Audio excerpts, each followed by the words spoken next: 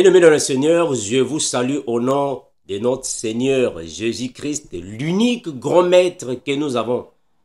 Nous croyons que Jésus-Christ est l'unique Dieu que nous avons. C'est lui qui nous donne la lumière. C'est lui, Jésus-Christ, qui est l'unique Seigneur qui nous donne la vie éternelle.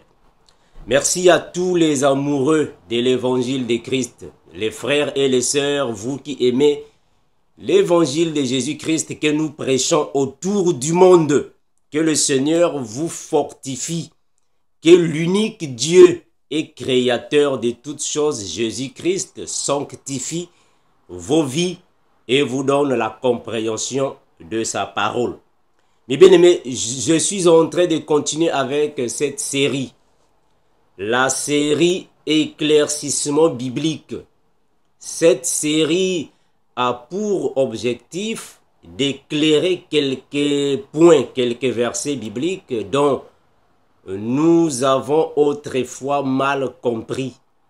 Le Seigneur nous a fait grâce de venir un peu alors en parler avec l'Église afin que nous puissions éviter les erreurs, les fautes, les hérésies ou soit les faussetés que nos bien-aimés, nos anciens, nos aînés dans la foi nous ont fait croire dans les années passées que c'était réellement l'évangile. Bon, mes frères, moi, votre frère Armando, je ne viens pas ici dans cette série pour peut-être minimiser les aînés dans la foi. C'est pas ça l'objectif, au fait. L'objectif de cette série des corrections n'est pas pour banaliser tout ce que les aînés dans la foi ont fait. C'est pas ça. Ça, ce n'est pas l'objectif. L'objectif de cette série n'est pas pour mettre de côté ou soit pour discréditer tout ce que les aînés dans la foi ont fait. Non, d'ailleurs, nous respectons les aînés dans la foi. Nous avons une considération pour eux parce que c'est grâce à Dieu, par les aînés dans la foi, que nous aussi nous avons connu l'évangile de Christ. Bien que le Seigneur nous aide alors de voir l'évangile dans une autre dimension, dans une autre manière. Mais quand même, on doit revenir à l'Église pour dire à l'Église que ça et cela ne correspond pas à la parole. Alors dernièrement, le frère Armando avait abordé le sujet de Paul qui était infirme selon la confirmation des aînés. On avait abordé ça, mais bien aimé, nous avons compris que ce n'était réellement pas ça. Et aujourd'hui, j'avais promis que je vais revenir avec la deuxième partie. Est-ce que le souverain sacrificateur, avant d'entrer dans le lieu très saint, ou soit dans le Saint des Saints, il fallait lui attacher une corde une fois qu'il mourait dans le Saint des Saints? Il fallait le tirer jusqu'à l'extérieur afin de le réanimer ou soit le conserver. Moi, je ne sais pas comment est-ce que les aînés dans la foi ont vu cette partie-là. Alors, dernièrement, j'avais dit que mes bien-aimés, dans la Bible, cette confirmation n'avait pas été soulevée. La Bible ne nous en parle même pas. Il n'y a pas un verset biblique qui confirme alors ces choses. J'ai reçu quelques frères qui ont réagi, disant que non, frère Armando, mais cela n'est pas dans la Bible, mais c'est ce qui était arrivé parce qu'il y a plusieurs souverains sacrificateurs, il y a plusieurs grands prêtres qui ne marchaient plus selon la parole et Dieu les tuait. Mais bien aimé, nous allons rester dans la Bible par rapport à ce qui est dans la Bible et à ce que nous avons déjà entendu. On va comprendre qu'il n'y a pas de jointures. Ça ne correspond pas à cela. On va aller dans la Bible et on va prendre quelques éléments. Vous allez comprendre que ça ne correspond pas, mes bien aimés. Le frère Armando, comme j'ai dit d'avance, que je ne viens pas ici peut-être pour minimiser vos efforts. C'est pas ça. Ça, ce n'est pas mon objectif. Mon objectif, en réalité, c'est de venir dans cette série pour éclairer quelques points qui ont été obscurs afin que la nouvelle génération des prédicateurs ou des chrétiens puisse voir les choses clairement selon les Écritures. Mes bien-aimés, on va prier avant de commencer. Incomparable Père, nous te remercions infiniment, toi qui es maître, toi qui es au-dessus de toutes choses, parce que tu es l'unique et incomparable, Jésus-Christ. Merci infiniment, Seigneur Jésus, parce qu'il n'y a que toi qui nous donne ta parole, tu nous donnes la compréhension afin que nous puissions marcher avec. Oh, béni garde, Père, soit avec mes frères, mes sœurs, qui aiment ta parole, car tu augmentes les connaissances à tes enfants. Merci pour ton amour, Père éternel. Merci, Seigneur Jésus-Christ, car il n'y a que toi qui détiens toutes choses. Le règne, la gloire, la puissance, l'honneur reviennent à toi seul, Jésus-Christ, parce que tu es Dieu le Père et tu le resteras tel que tu es. Merci infiniment d'éternité en éternité. Amen. Merci mes bien-aimés. Nous allons commencer avec notre examen parce que nous aimons examiner les Écritures afin de comprendre ce qui est. Mes frères, ayez vos Bibles à la maison comme je l'ai toujours dit, afin que nous puissions tous alors comprendre les Écritures. Commençons avec Exode. Exode chapitre 1er. On va lire Exode chapitre 1er, le livre du frère Moïse. Exode chapitre 28. On va commencer à partir du verset 31. Exode 28, le verset 31. La Bible déclare ainsi. Tu feras la robe de l'éphod. Ici, c'est le Seigneur qui dit alors au frère Moïse. Tu feras la robe de l'éphod entièrement d'étoffe bleue. Il y aura au milieu une ouverture pour la tête. Et cette ouverture aura tout autour un bord tissé, comme l'ouverture d'une cotte d'émail, afin que la robe ne se déchire pas. Tu mettras autour de la bordure en bas des grenades de couleur bleue, pourpre et cramoisie, entremêlées des clochettes d'or. Une clochette d'or et une grenade. Une clochette d'or et une grenade sur tout le tour de la bordure de la robe. Aaron s'en revêtira pour faire le service quand il entrera dans le sanctuaire devant l'Éternel, et quand il en sortira, on entendra le son des clochettes et il ne mourra point. Eh bien aimés, j'aimerais lire avec vous le 35e verset. Exode, je disais Exode chapitre 28, le verset 35. La Bible dit ainsi. Aaron s'en revêtira pour faire le service quand il entrera dans le sanctuaire devant l'Éternel, et quand il en sortira, on entendra le son des clochettes et il ne mourra point.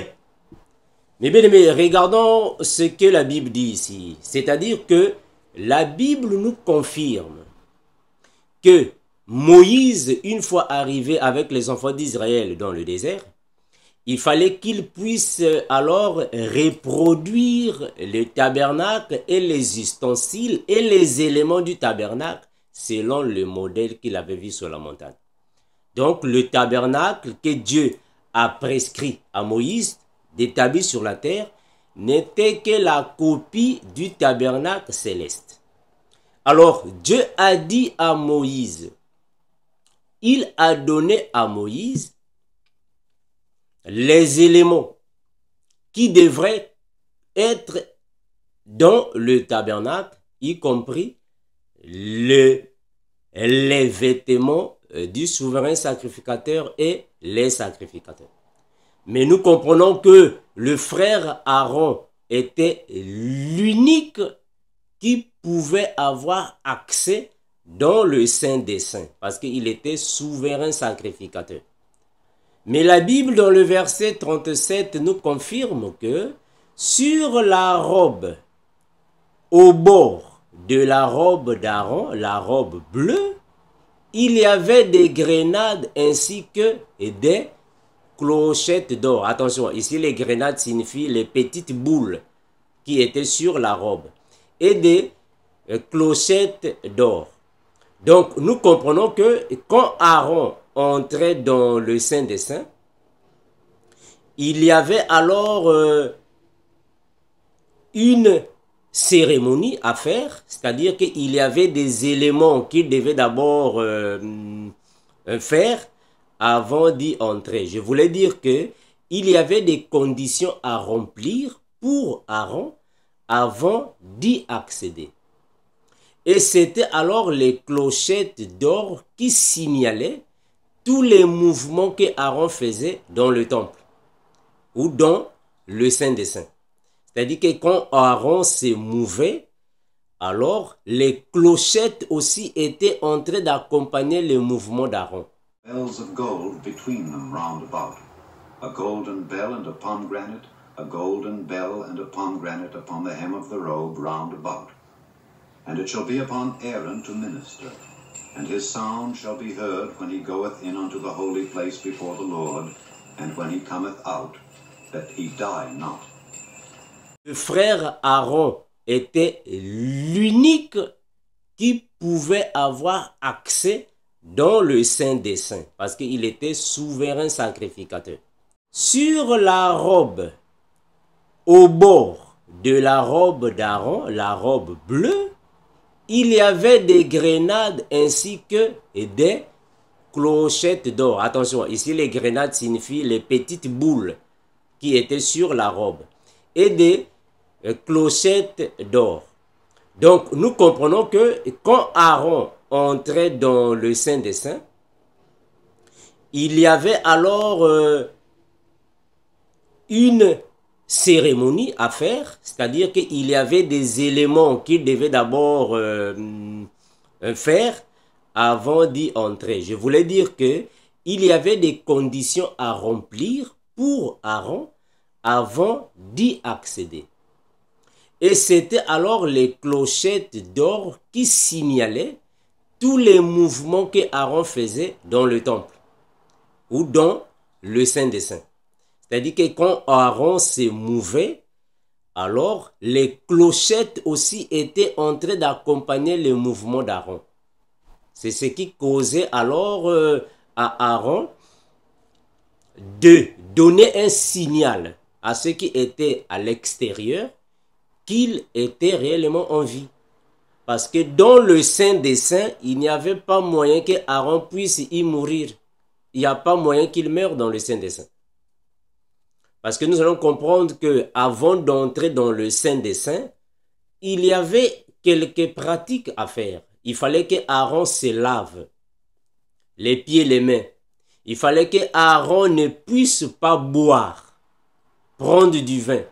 Il fallait que Aaron puisse accomplir les descriptions avant d'y accéder. Donc nous comprenons que par rapport au sacerdoce lévitique, quand Aaron entrait dans le Saint des Saints, il était pur. Il était purifié. Donc il n'y avait pas moyen qu'il meure là-bas parce qu'il est purifié. Comment est-ce qu'il va mourir là-bas alors qu'il est purifié? Mes frères, dans le tabernacle de Moïse, le Seigneur me tuait tous ceux qui s'approchaient de lui avec une particularité par rapport à l'impureté. Si tu es impur, si tu t'approches de lui indignement, il abattait, il tuait. Mais quand tu t'approches de lui conservant les préceptes, tu ne vas pas mourir. Donc Aaron n'avait pas une raison de mourir dans le Saint des Saints alors qu'il devrait accomplir avec toutes les conditions données par le Seigneur avant d'y accéder pour faire le service. Il va mourir là-bas pourquoi? On va lire, mes frères, vous allez comprendre ce que je suis en train de dire. Regarde, prenons le verset 36. Nous sommes tous dans Exode 28. Prenons 36 à 39. La Bible dit ainsi. Tu feras une lame d'or pur et tu y graveras comme on grave un cachet. Sainteté à l'Éternel. Ici, c'était par rapport à l'autre, à la tiare. C'est que Aaron devait mettre sur le front. Sainteté à l'Éternel. Tu l'attacheras avec un cordon bleu sur la tiare, sur le devant de la tiare. Elle sera sur le front d'Aaron, et Aaron sera chargé des iniquités commises par les enfants d'Israël en faisant toutes leurs saintes offrandes. Elle sera constamment sur son front devant l'Éternel pour qu'il leur soit favorable. Mais bien aimé, on va comprendre que Aaron devant le Seigneur devrait être considéré saint, pur, purifié, sanctifié. Donc il n'y a pas moyen que Dieu puisse tuer Aaron dans le Saint des Saints alors que Aaron est pur, il est sanctifié. Dieu va le tuer pourquoi? Mais bien aimé, comment est-ce que Dieu va tuer le souverain sacrificateur dans le Saint des Saints? Mes frères, le sanctuaire de Moïse, le tabernacle était divisé en 3 parties. Nous avions, soit ils avaient, le parvis, qui signifie la cour, le parvis. Il y a le lieu saint et le très saint, en d'autres termes, le saint des saints. Les enfants d'Israël étaient dans les huttes, dans les tentes, à l'extérieur du parvis. Quand ils arrivaient à venir demander pardon, il fallait venir avec un animal dans le parvis. Les enfants d'Israël viennent avec un animal dans le parvis. C'est là que les sacrificateurs reçoivent pour alors faire un sacrifice dans le parvis. Parce que là aussi, il y avait un autel des sacrifices dans le parvis. Le lieu saint était uniquement pour les sacrificateurs. Là où ils faisaient le service. Et là où ils mangeaient l'animal expié. Dans le lieu saint. Mais le très saint, ou le saint des saints, c'est là où était l'arche de l'alliance. Et dans l'arche de l'alliance, nous avons là-bas la verge d'Aaron qui avait fleuri, le table de pierre que Dieu avait donné à Moïse, et aussi la manne qui symbolisait, juste tout cela symbolisait alors la grandeur, la divinité de Jésus. Là, je ne vais pas entrer dans la profondeur. Je vais être seulement superficiel parce que ce n'est pas le thème d'aujourd'hui. Donc, tous ces éléments étaient rien d'autre que les préfigurations de Jésus. Voilà pourquoi nous disons que Jésus est partout. Christ est partout. Tout cela n'était que les préfigurations de Jésus. L'arche de l'alliance, ça préfigure Jésus. La verge d'Aaron qui a fleuri. Il y a beaucoup d'explications là-bas à donner. Je ne vais pas aller là-bas pour ne pas que la vidéo soit trop longue. Je peux revenir toutefois. Les tables de pierre et la cruche qui avait alors la manne qui symbolisait, tout symbolisait Jésus. Alors nous avons le propitiatoire qui signifie rien d'autre que le couvercle qui était sur l'arche de l'alliance. Par-dessus étaient les 2 chérubins qui étaient face à face regardant sur le sang de l'animal. Quand le souverain sacrificateur Aaron entre dans le très saint, c'est pour faire le service. Mais il ne peut pas entrer là-bas s'il est impur. C'est-à-dire que s'il n'est pas droit, il n'est pas lavé, il n'est pas purifié. Il fallait qu'il soit d'abord propre avant d'y accéder. Donc, il n'y avait pas une corde qu'on la mettait sur l'autre. Parce que Aaron avait la tiare. Il avait la marque sur lui, le cordon qui marquait la sainteté à l'Éternel. Et il avait ses robes. La robe blanche qui symbolisait ici rien que la sainteté, la pureté. Et la robe bleue par laquelle soit il avait l'éphod et les pierres, les 12 pierres qui symbolisaient les 12 fils d'Israël. Et au-dessus de la robe, il y avait les grenades ainsi que les clochettes alors qui donnaient alors le son d'alarme par rapport à ce mouvement. Elle avait la ceinture, les chaînettes que je vais lire ici.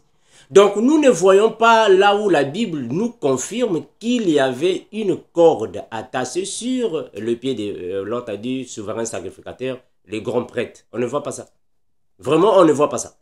Si vous allez nous dire que nos frères Mando, ça c'était avec les autres sacrificateurs. Mais la Bible n'en parle pas. En plus, nous avons des doutes à croire que le sacrificateur pourrait mourir dans le Saint des Saints.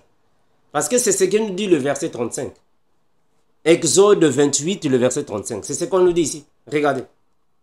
Le verset 35 dit ainsi. Exode 28, 35. Aaron s'en revêtira pour faire le service. C'est-à-dire qu'il doit se revêtir de ses habits, les habits sacerdotaux, pour faire le service. Et quand il entrera dans le sanctuaire, devant l'Éternel, c'est-à-dire que le sanctuaire, c'est là où le lieu saint et le très saint. Mais lui, quand il entre dans le très saint, c'est-à-dire dans le saint des saints, le lieu très saint, il entrera dans le sanctuaire devant l'Éternel. Et quand il en sortira, on entendra le son des clochettes et il ne mourra point. Il ne mourra point. Mes frères, est-ce que vous voyez cette partie-là? Il ne mourra point. Parce qu'il ne peut pas mourir dans le Saint des Saints, frère. Comment est-ce que Aaron va mourir dans le Saint des Saints? Hein, mes frères? Comment est-ce que Aaron va mourir dans le Saint des Saints? Parce qu'avant d'entrer dans le Saint des Saints, il devrait se laver. C'est-à-dire se laver ici signifie se purifier par rapport au rite mosaïque. Prenons Exode chapitre 30, regardez. Exode 30, le verset 17 à 21. Exode 30, 17 à 21. Regardez ce que la Bible dit. Exode 30, 17. La Bible dit ainsi. L'Éternel parla à Moïse et dit, tu feras une cuve d'airain avec sa base d'airain pour des ablutions. Tu la placeras entre la tente d'assignation et l'autel et tu y mettras de l'eau. Tu y mettras de l'eau avec laquelle Aaron et ses fils se laveront les mains et les pieds. Mes frères, ici se laver les mains et les pieds signifiait la purification. Parce qu'on a toujours dit que l'eau n'est que le symbole de la parole. Parce que l'eau ici, c'est se purifier avec la parole. Voilà pourquoi le Seigneur Jésus a lavé les pieds de ses disciples. Quand Jésus est en train de laver les pieds de ses disciples, il est en train d'accomplir le rite mosaïque. Il est en train de les purifier selon la loi de Moïse. Parce qu'on a toujours dit, mes frères, que Jésus était au temps de Moïse. Le lavement des pieds, c'est la purification dans le judaïsme. Avant que Aaron et les fils d'Aaron, les sacrificateurs, ne puissent entrer dans le sanctuaire, dans le temple, ils devraient se laver les pieds et les mains. Donc, une fois arrivés dans le lieu saint, ils sont purifiés. Mais nous sommes purifiés par l'eau de la parole. Je vais prendre Éphésiens, regardez. Mes frères, ça ce sont des choses que nous répétons chaque fois, mes frères. On répète ça chaque fois. Éphésiens 5, prenons Éphésiens 5, 25. Regardez. Éphésiens 5, 25. Éphésiens 5, 25, puis on va descendre un peu. Éphésiens 5, 25, on va descendre un peu. Regardez. La Bible dit ainsi. Éphésiens chapitre 5, le verset 25 et 27. La Bible déclare ainsi. Éphésiens chapitre 5, le verset 25. Je commence à 25. La Bible dit ainsi. Marie, aimez vos femmes, comme Christ a aimé l'Église. Ah, donc Christ, c'est lui qui est le mari et nous sommes la femme. Et s'est livré lui-même pour elle. Christ s'est livré pour sa femme, afin de la sanctifier par la parole, après l'avoir purifiée par le baptême d'eau. Ah, donc on comprend que le baptême d'eau était l'exemple, l'image d'Aaron et ses fils avant de s'approcher vers le Père. Ils devraient se laver les pieds et les mains. C'est la figure du baptême, c'est l'ombre du baptême avant de s'approcher vers Dieu. Avant de venir à Dieu, il faut se laver dans l'eau. Donc nous comprenons que le fait de se laver dans l'eau, cela était un signe de purification. Il devait se purifier.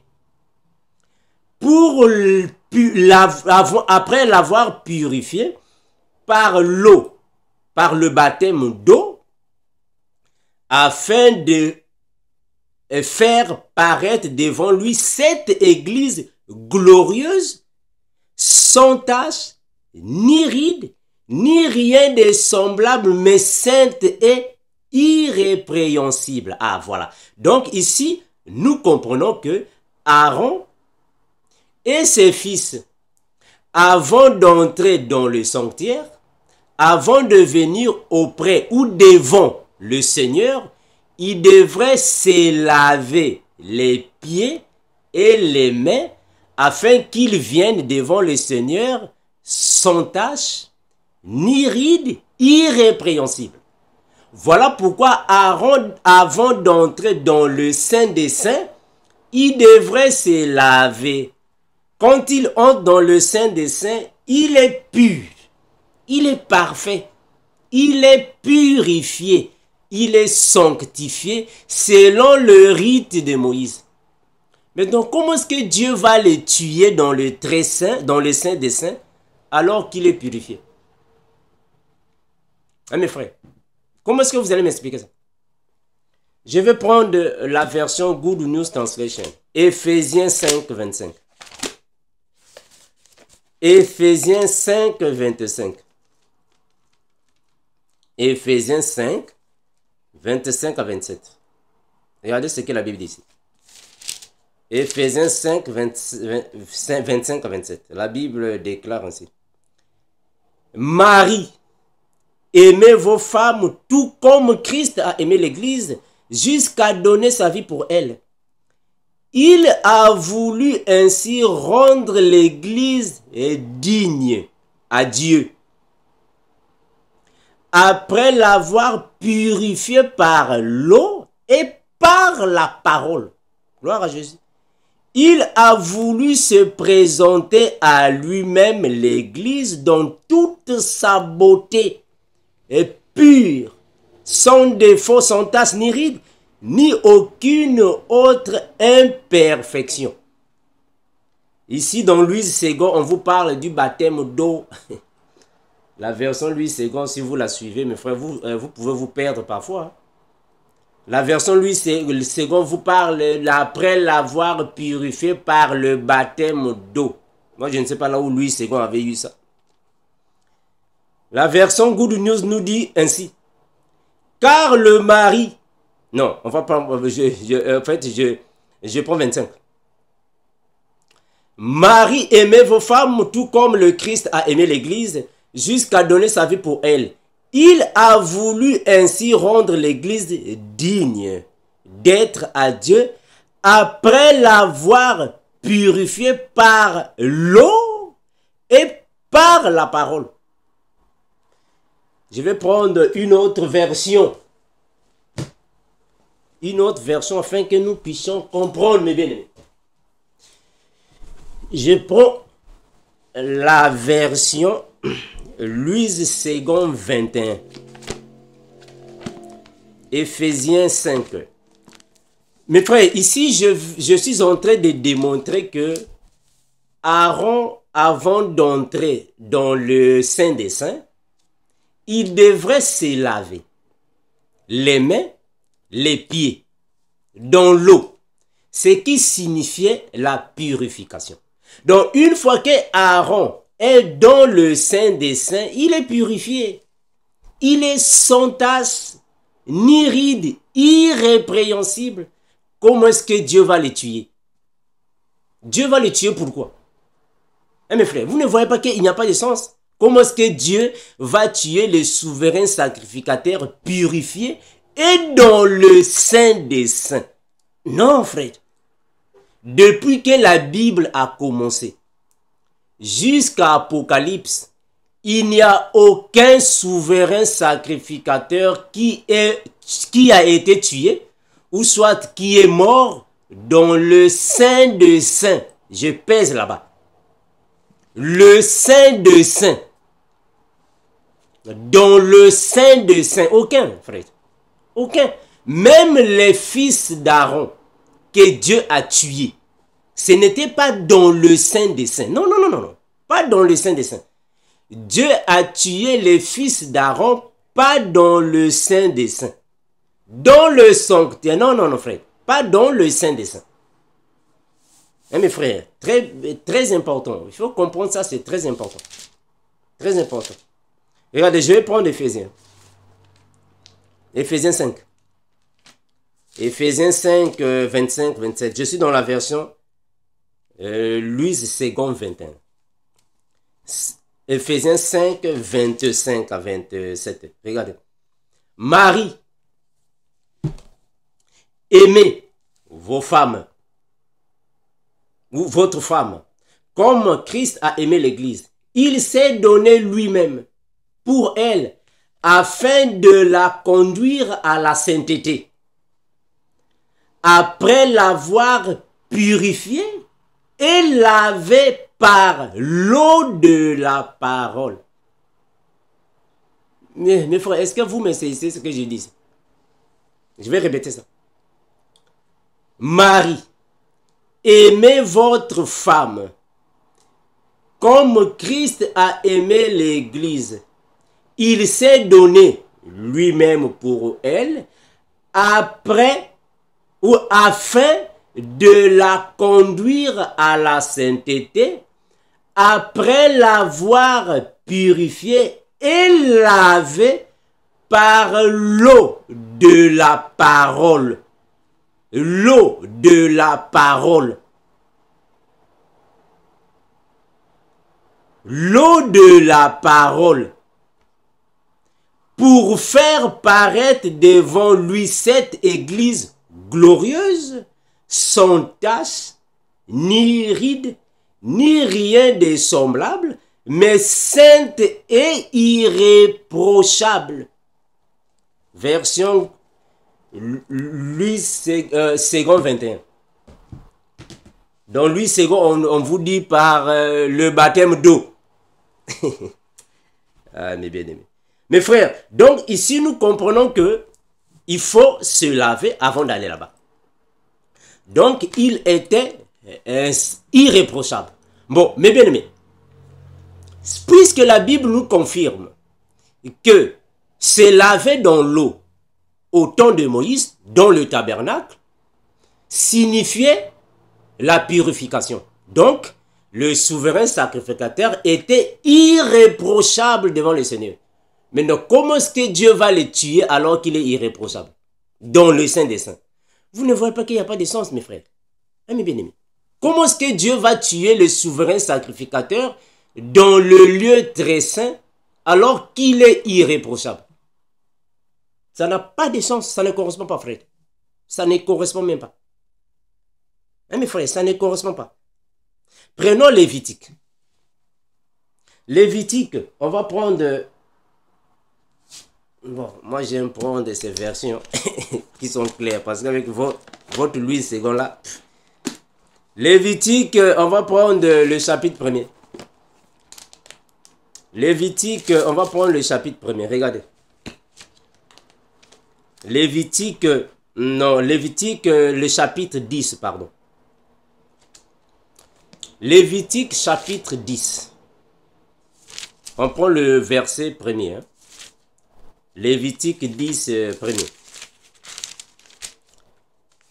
Regardez ce que la parole nous dit là-bas, mes frères. Vous avez vos Bibles à la maison, lisez ensemble avec moi, afin que nous puissions comprendre. Je vais faire une lecture rapide, hein, mes frères. Je vais faire une lecture rapide. Lévitique, chapitre 10.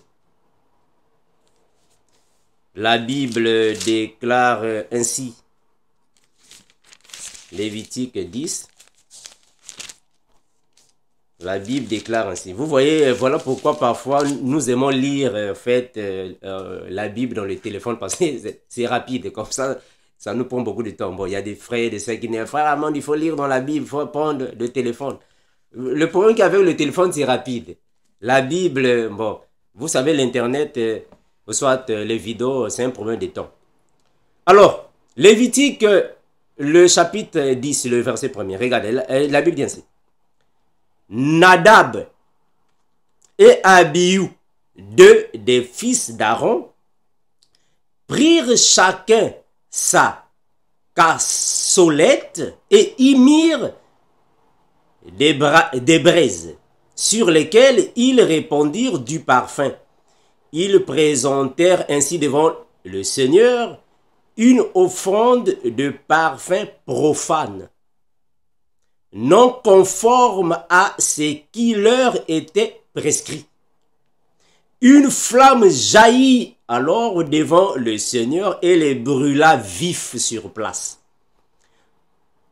Est-ce que vous comprenez ça, mes frères? C'est ici, mes frères, que Dieu avait tué les fils d'Aaron. Parce qu'ils étaient venus devant l'Éternel avec une offrande qui n'était pas conforme à la prescription. Dieu les a tués.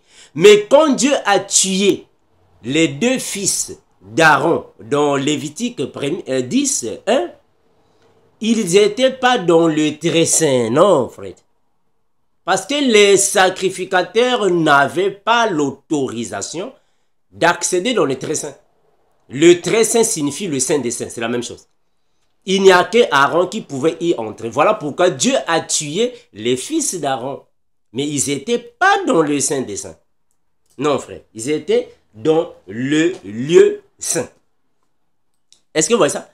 Voilà, on va évoluer afin que nous puissions avoir en fait quelques éclairages. Prenons toujours dans Lévitique chapitre 10. On va prendre le verset 16 à 18. Regardez. Lévitique 10, 16 à 18. Mes frères, ici je vais parler aux prédicateurs. Les prédicateurs de la nouvelle génération, bien sûr. Les chrétiens. Nous, vraiment chrétiens. Je l'ai toujours dit, mes frères. Il ne faut pas trop s'attacher à une seule version de Bible. Louise II, non. Un chrétien, surtout nous qui aimons la vérité, surtout encore nous qui sommes prédicateurs de l'évangile, il ne faut pas seulement avoir une seule version de Bible. Non, frère. Un prédicateur doit avoir 2, 3, 4, voire même 5 versions de Bible, si possible dans plusieurs langues, si cela vous facilite. Cela va vous donner une bonne compréhension. Une bonne compréhension des Écritures. Si vous restez seulement dans Louise II, mes frères, voilà pourquoi aujourd'hui nous avons plusieurs divergences dans l'Église. Surtout nous les prédicateurs, nous les enseignants de la Bible. Nous avons plusieurs divergences à cause de Louise II. Mais si nous marchons dans d'autres versions, on va voir que ce qui est dans Louise II, dans d'autres versions, c'est bien expliqué. On a donné ça là-bas avec plus de précision. Et mes frères, très important, très important. Il faut comparer les versions des Bibles. Très important. Lévitique chapitre 10, le verset 16. Lévitique 10, le verset 16 à 18. Regardez. Lévitique 10, 16 à 18. La Bible déclare ainsi. Lévitique 10, 16 à 18. Moïse chercha le bouc expiatoire. Et voici, il avait été brûlé. Alors il s'irrita contre Éléazar et Ithamar. Ce sont les fils d'Aaron. Les fils qui restaient à Aaron. Et il dit, pourquoi n'avez-vous pas mangé la victime expiatoire dans le lieu saint? Mes frères, est-ce que vous comprenez ce qui se passe ici? Je vais continuer. C'est une chose très sainte et l'Éternel vous l'a donné afin que vous portiez l'iniquité de l'assemblée, afin que vous fassiez pour elle l'expiation devant l'Éternel. Voici le sang de la victime n'a point été porté dans l'intérieur du sanctuaire. Vous devrez la manger dans le sanctuaire, comme cela m'avait ordonné. Je vais lire dans cette version afin que la compréhension soit encore claire. Lévitique chapitre 10, le verset 16 à 17. La Bible déclare ainsi. 16 à 17. Moïse s'informa au sujet du bouc offert pour obtenir le pardon du peuple. Alors c'est clair, mes frères. C'est clair. Ah, mes bien-aimés. C'est clair. Hein, frère? Et donc ici, même les enfants de l'école de dimanche vont comprendre. C'est clair. C'est clair. Moïse s'informa au sujet du bouc offert pour obtenir le pardon du peuple. Ah, donc, là-bas, dans Louis II, on nous dit le bouc expiatoire. Ici, c'est clair. Donc, c'est le bouc qui avait été offert pour le pardon du peuple. Clair. Je continue. Il apprit qu'on l'avait brûlé. Il s'est mis en colère contre Éléazar et Ithamar, les deux fils encore vivants d'Aaron, et leur demanda, pourquoi n'avez-vous pas mangé la viande de ce sacrifice dans un endroit réservé du sanctuaire? Puisqu'il s'agit d'un animal strictement réservé à Dieu. Le Seigneur vous avait ordonné, donner cet animal pour que vous puissiez délivrer la communauté d'Israël de ses fautes et effectuer sur elle le geste rituel, très important, du péché du pardon des péchés. Le sang de l'animal n'avait pas été porté à l'intérieur du sanctuaire. Vous devrez donc en manger la viande dans un endroit réservé comme je vous l'avais ordonné. Mais bien aimés, comprenons que Dieu avait tué les enfants d'Aaron, soit les fils d'Aaron, parce qu'ils n'avaient pas compris ce que Moïse avait dit. C'est-à-dire qu'ils n'avaient pas mis en pratique ce que Dieu avait prescrit. Et les deux fils qui avaient resté avaient aussi commis cette erreur-là. Donc, il y avait des erreurs par rapport à ce qu'ils faisaient. Mais donc, regardez ici. Ici, Éléazar et Ithamar, qu'est-ce qu'ils ont fait? Ils ont pris le bouc expiatoire, puisque eux qui étaient sacrificateurs, ils devraient le consommer dans un lieu saint, au lieu de venir dans le lieu saint, mais ils sont partis à l'extérieur. Donc, ils n'ont pas consommé cet animal dans un lieu saint. En d'autres termes, ils ont profané l'animal. Or, en profanant l'animal, c'est le commandement du Seigneur qu'ils n'ont pas obéi. D'où Moïse doit se fâcher. C'est à cause de toutes ces erreurs que Dieu était hanté de tuer les sacrificateurs. Mais bien, mais est-ce que vous comprenez ça? Donc, Aaron n'avait pas une corde attachée. Non, il avait plutôt les clochettes d'or qui, par les mouvements d'Aaron, effectuaient un bruit, un son d'alarme à ceux qui étaient à l'extérieur. Parce que quand Aaron entrait dans le Saint des Saints, personne ne pouvait être dans le sanctuaire. Je vais lire des versets, mais bien, afin que vous compreniez ce que je dis. Prenons Lévitique chapitre 16. Lévitique chapitre 16. Regardez. 1 à 4. Lévitique 16, 1 à 4. Lévitique 16, 1 à 4. Lévitique 16, 1 à 4. La Bible déclare ainsi. Après la mort des deux fils d'Aaron, survenu au moment où ils se présentaient devant le Seigneur, le Seigneur dit à Moïse,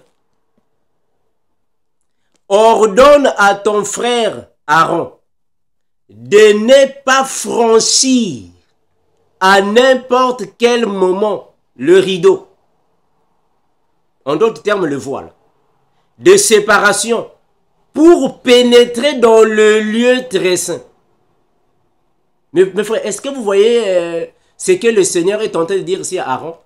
Soit à Moïse, afin que Moïse dise à Aaron. Le Seigneur est en train de prévenir Aaron par Moïse. Dis à ton frère de ne pas s'approcher, de ne pas affranchir le rideau là à n'importe quelle heure, à n'importe quel moment. Il faut le prévenir. Parce que Dieu là-bas, il frappe. Quand tu vas là-bas sans observer les rituels mosaïques, Dieu peut frapper. Donc, Moïse et Aaron, ils s'assuraient qu'avant d'entrer dans le Saint des Saints, tu dois observer les prescriptions. Tu dois faire ce que Dieu a dit, après tu vas entrer. Sans ça, tu ne peux pas y accéder, sinon Dieu peut frapper. Donc, Aaron s'assurait qu'il était prêt à franchir le rideau. Regardez. J'étais dans Lévitique, Lévitique 16. Lévitique 16, le premier verset. Je vais relire le verset 2. Ordonne à ton frère, ça c'est Dieu qui dit à Aaron. Le souverain sacrificateur signifie le grand prêtre. C'est la même chose. Un sacrificateur signifie aussi un prêtre. C'est la même chose.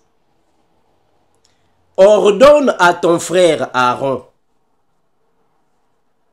de ne pas franchir à n'importe quel moment le rideau de séparation. Le rideau de séparation signifie le voile qui séparait le Saint des Saints et le lieu saint. Le rideau de séparation, c'est la même chose, c'est le voile. Le rideau de séparation pour pénétrer dans le lieu très saint, où se trouve le coffre et son couvercle. Le coffre signifie l'arche de l'alliance, selon la tradition Louis II. Voilà pourquoi je suis en train de comparer les deux versions, pour vous faciliter aussi avoir un vocabulaire. Cela enrichit aussi au vocabulaire biblique. Le coffre signifie dans Louis II l'arche de l'alliance. C'est la même chose. Le couvercle sacré signifie le propitiatoire. C'est la même chose. Je continue. Le coffre et son couvercle sacré. S'il le faisait,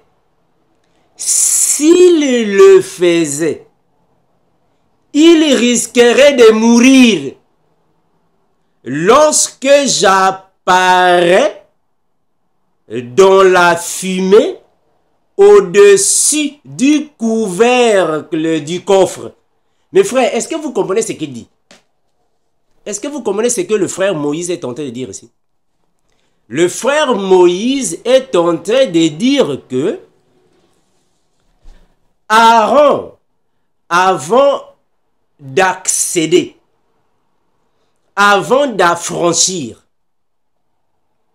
le rideau, en d'autres termes, avant de quitter le lieu saint pour aller dans le lieu très saint, il doit obligatoirement observer tout le rituel.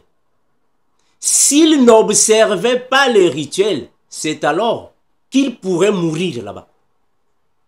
Mais dans le cas d'Aaron, cela ne s'est pas arrivé. Parce que Aaron observait le rituel. Et dans le tabernacle de Moïse, nous n'avons pas vu dans la Bible un souverain sacrificateur qui n'a pas observé le rituel mosaïque. On n'a pas vu ça. La Bible n'en parle point, mes bien-aimés. Cette histoire des cordes n'est pas écrite dans la Bible. Et il n'y a pas un souverain sacrificateur qui était tué dans le lieu terrestre. Vraiment, la Bible n'en parle point. Merci mes bien-aimés, je m'arrête par ici que l'incomparable grand Dieu, l'unique et l'incomparable Seigneur, Jésus-Christ, vous fortifie et vous bénisse, comme nous disons et nous continuerons de vous le répéter. Maranatha, l'incomparable Dieu créateur qui a créé le ciel, la terre, la mer et tout ce qui s'y trouve, c'est Jésus-Christ. Il est l'unique et l'incomparable. Qu'il vous bénisse et vous fortifie. Ciao.